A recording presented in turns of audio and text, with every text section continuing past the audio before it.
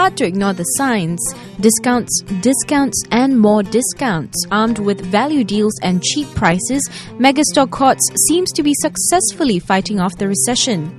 Business is going strong for the retail giant, and it's no wonder why, as more discerning shoppers are turning to value retailers for cheap deals on products like electronics and homeware. In fact, last weekend, the store rung up its highest sales in 5 years. The only successful retailers globally at this point in time are really value retailers, and we want to be seen and recognised and remembered as a value retailer. So that's the fundamental rationale behind it. So contrary to what general statistics show, James tells me that Courts is not seeing the average 30% drop in sales that most retailers are seeing. I can assure you we're not feeling a 30% drop in sales.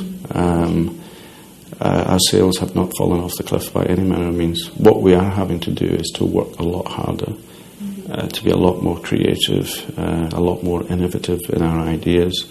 James tells me they've seen pretty good sales over the past 4 months, but it's always an uphill task to maintain it. To keep ahead of the competition and entice shoppers, Courts recently launched a price promise campaign to sweeten the deals further. There are 6 promises: guaranteed lower prices, furniture design and priced based on consumer feedback, the useful freebies. Retailers in the past have been known just to give relatively frivolous gifts away, and they go under the kitchen sink or whatever. We would give a hard drive with a netbook. We would give, if you buy a large size TV, LCD, we'll give you a smaller one for the bedroom. So it's things that people can actually use, or alternatively, give as a gift to somebody else and save money. No renovations or lucky draws to pass on more savings onto consumers.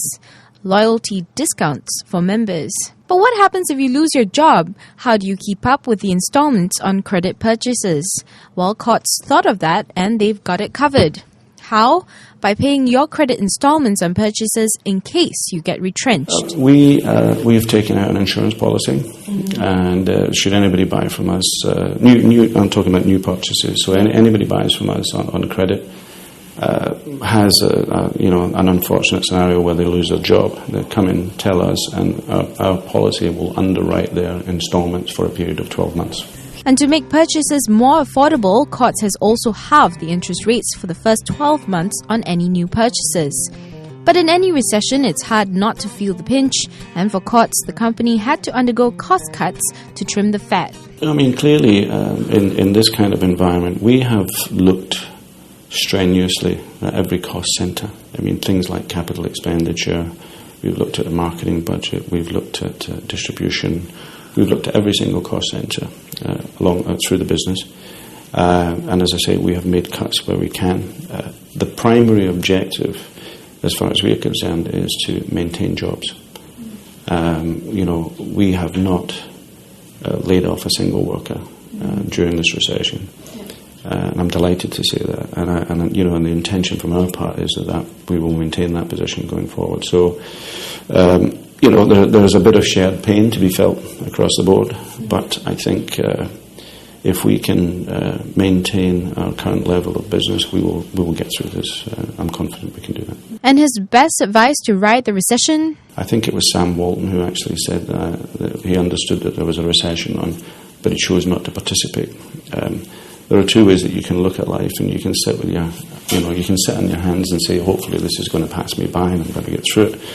Or alternatively, you can be very proactive, you can be aggressive, you can be creative, and you can work harder to make things work. So I would strongly recommend the latter to everybody.